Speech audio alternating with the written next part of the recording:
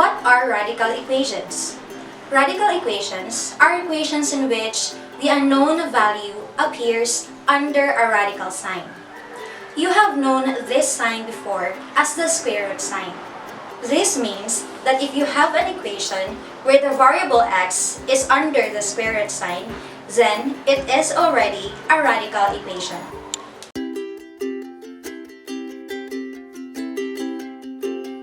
First equation, square root of x plus 5 is equal to 9. Is this radical or not? It is a radical equation since x is under the square root sign or the radical sign. Next, x plus 5 is equal to square root of 9. Is this radical or not? The correct answer is, it is not a radical equation since under the radical sign is a known value or a constant value. So we can only say that it is a radical equation if under the radical sign or the square root sign, we can see x. Okay? Next equation, 7 is equal to 2 square root of x minus 4 plus 1. This is, yes, a radical equation. Next, the fifth root of x is equal to negative 3. Is this a radical equation or not? The correct answer is, it is a radical equation. Lastly, we have 3x squared minus square root of 10x is equal to 2. Here, is this a radical equation or not a radical equation? Is x included in the radical sign? Nope, right? The only number that's on the radical sign is 10, so this is not a radical equation.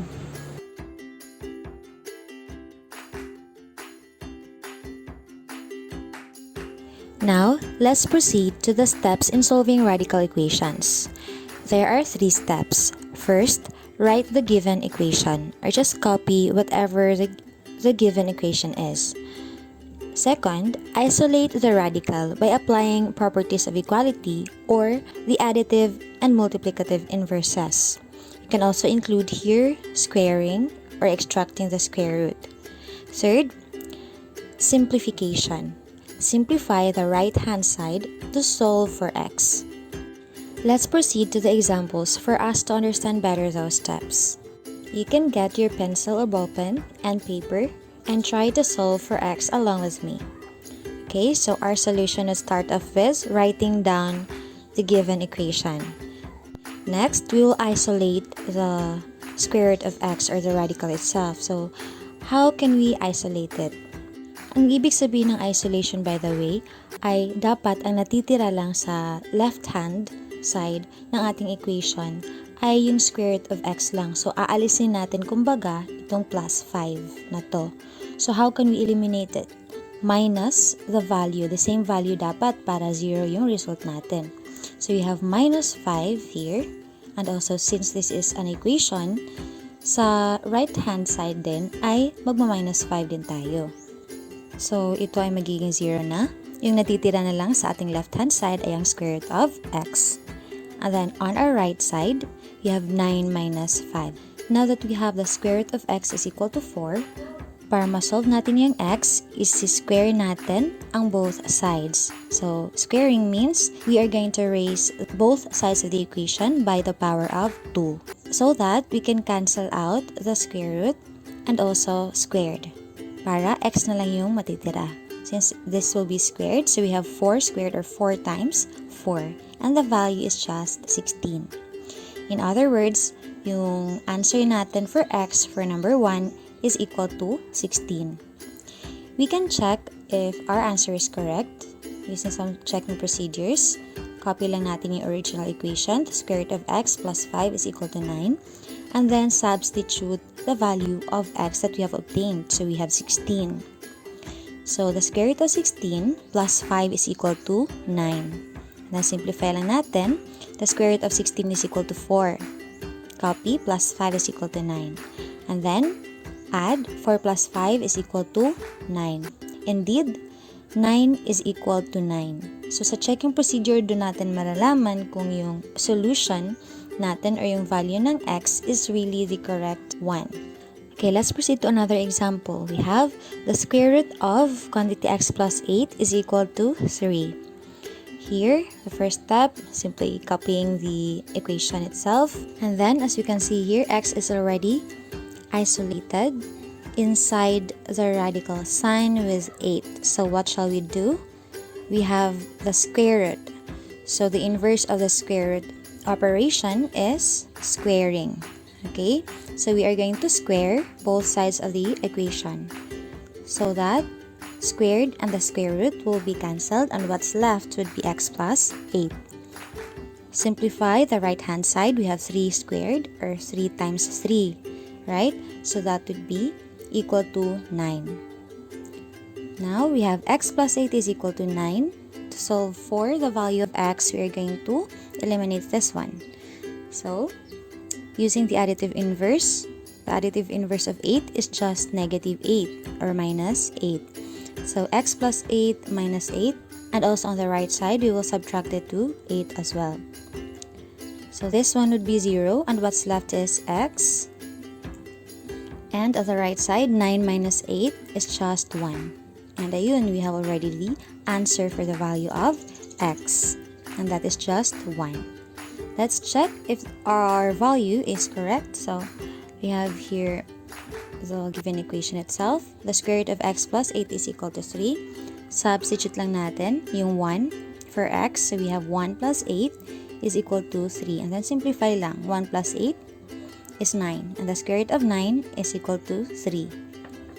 Indeed, our answer for x, which is 1, satisfies our equation. So that is really the value of x. Next, let's try 7 is equal to 2 square root of x minus 4 plus 1.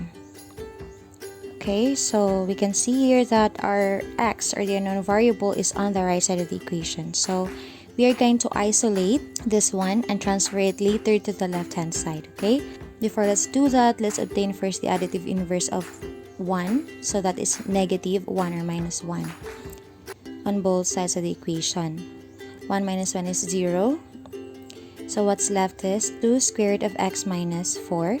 And also on the left side, we have 7 minus 1, which is 6.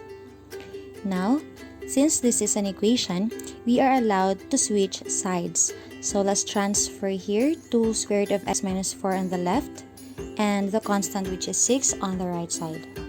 And then we are going to divide both sides by the coefficient of our radical. So the coefficient of our radical is 2. Dividing to both sides, we have square root of x minus 4 is equal to 6 divided by 2 is 3.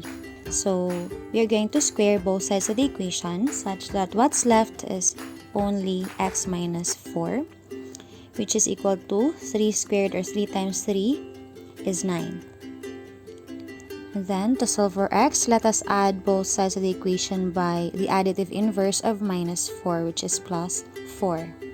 Okay, so negative 4 plus 4 is 0, and 9 plus 4 is 13. That 13 there is already the value of our x. Next, let's proceed to checking. We'll have the original equation and then substitute the obtained value of x on that one. So we have 7 is equal to 2 square root of 13 minus 4 plus 1. 13 minus 4 is just 9. And then the square root of 9 is equal to 3. So we have it here. Simplify. So 2 times 3 is just 6. Added to 1, that is 7. So the value of x here, indeed for number 3, is just equal to 13. For this fourth example, we'll try a radical equation with an index of a higher number, like say the fifth root of x. So the index here is 5, is equal to negative 3. To solve for this one or any other radical equation with different or varied indices, all you have to do is to raise the left and the right side of the equation by that number also, by that number of index. So since we have here 5, then we're going to raise both sides by the power of 5 to cancel it later. Okay, this one will be cancelled out. And then for the right side, we'll have negative 3 raised to the power of 5. That means we're going to multiply negative 3 on its own 5 times. Right? So we have negative 3 times negative 3 times negative 3 times negative 3 times negative 3. And we have negative 243. That's the value of our x already. So it's just really easy. Once you have an equation such as this, all you have to consider is to focus on the index. So if this is cube here, or 3, a cube root of x, then you will also raise the equation by the power of 3. If it is, say, the fourth root of x, then you will raise the entire equation by 4. Okay, this one, the square root of x squared minus 25 is equal to 0. So here it's just a square root, so we can solve this one by squaring first. This one is cancelled. What's left is x squared minus 25 is equal to, what's the value of 0 squared, or 0 times 0? It is 0.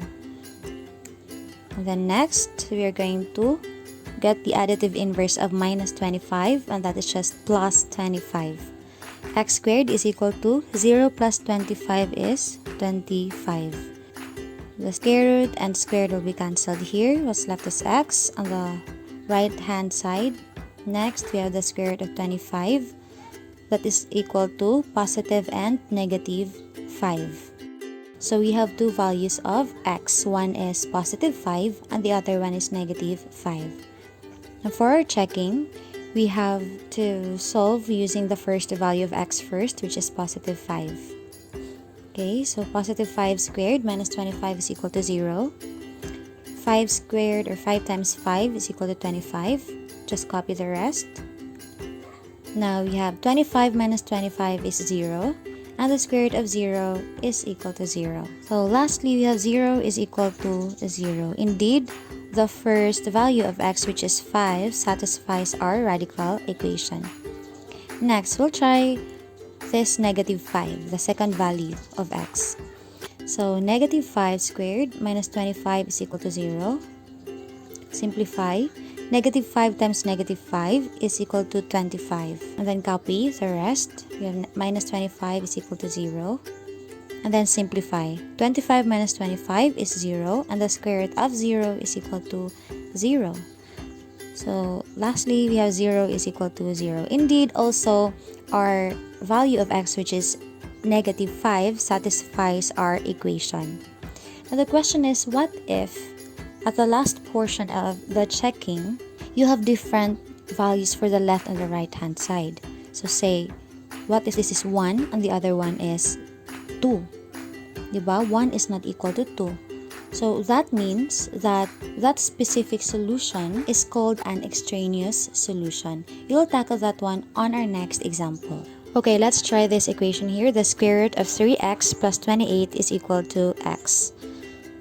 So the first thing that we're gonna do is to square both sides to cancel the square root sign. So we'll have 3x plus 28 is equal to x squared. Transpose 3x and positive 28 on the other side. So you'd have x squared minus 3x minus 28. And what's left on the left side is 0. This can be solved, since it is a quadratic equation, this can be solved using factoring, quadratic formula, and any other method. Since you can see that it is factorable, then we'll use factoring. So the factor of negative 28 that when added will result to negative 3 is negative 7 times positive 4. X squared minus 3x minus 28's factor is x minus 7 and x plus 4. That is equal to 0. These two factors will be equated to 0 to solve for x. So the first one, x minus 7 is equal to 0. Solving for x, we have x is equal to, transpose negative 7 to the other side of the equation, we have 7, positive 7. The second one, x plus 4 is equal to 0. Positive 4 to be transposed to the other side of the equation, so we have x is equal to negative 4. We have two values for the value of x. Now we'll try to check if these two solutions are true using the checking. So let's set aside the solution here and copy the original equation for the checking. We'll start with x is equal to 7. So if x is 7, we have the square root of 3 times 7 plus 28. Is it equal to 7? Simplify. 3 times 7 is 21. Add 21 plus 28 is 49. And the square root of 49 is 7. In other words, the first solution, which is x is equal to 7, is really part of the solution for our original equation. Let's try the second one. X is equal to negative 4. We'll plug in negative 4 to the original equation. So we have the square root of 3 times negative 4 plus 28 is equal to negative 4. And then simplify. 3 times negative 4 is negative 12 plus 28. And then add. Negative 12 plus 28 is 16.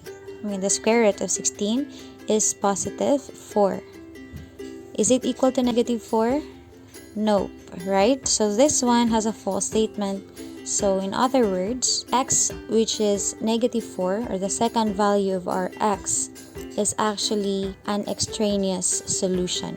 Okay, so the only solution that we have for number 6 is x is equal to 7, since it satisfies our original equation. Now, what is an extraneous solution? An extraneous solution is a root of a transformed equation that is not a root of the original equation because it was excluded from the domain of the original equation itself. Most specifically, in quadratic equations, we have two solutions for x. Those that emerges from the process of solving the problem might not be a valid solution to the problem itself. When you square a radical equation, you sometimes get a solution to the squared equation that is not really a solution to the original equation. Okay, so that number there is called an extraneous solution. To notice these extraneous solutions, all you have to do is to follow the steps on checking. And if on the last part you can see a false statement, like say your answer on the left hand side is 2 and the other side is 3, so that solution which you plugged in, or that specific number,